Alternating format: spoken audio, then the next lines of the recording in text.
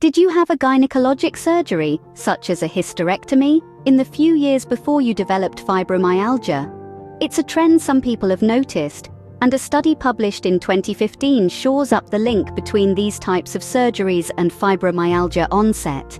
It also provides further evidence for an association between fibromyalgia and common overlapping conditions that are gynecologic, endocrine, or autoimmune. In the study, researchers reviewed charts of 219 women with fibromyalgia and 116 women with non-fibromyalgia chronic pain.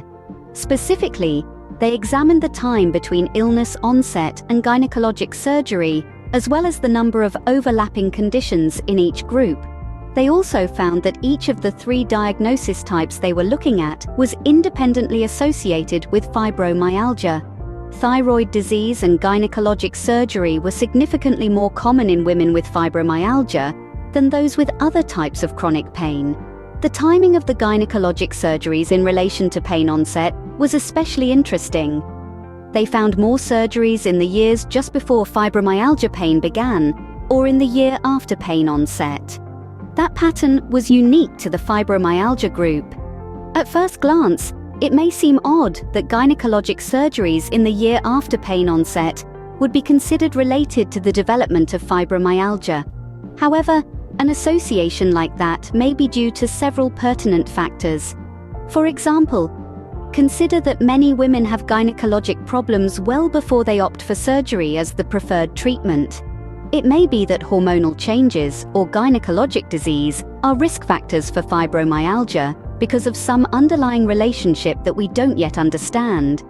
According to the study, hysterectomies and oophorectomies, removal of the ovaries, were most likely within the 4 years before or after the onset of fibromyalgia pain. This is certainly an area that calls for more research. In the end, it could help us understand why 90% of fibromyalgia patients are women. Beyond that, it may reveal physiological changes that can trigger the development of the illness, which could lead to better treatments and possibly even prevention. For the women who develop fibromyalgia after gynecologic surgery, we also need to know what role, if any, the surgery itself plays, as well as the possible roles of hormonal changes caused by the surgery. Post-surgical hormone replacement therapy deserves a look too.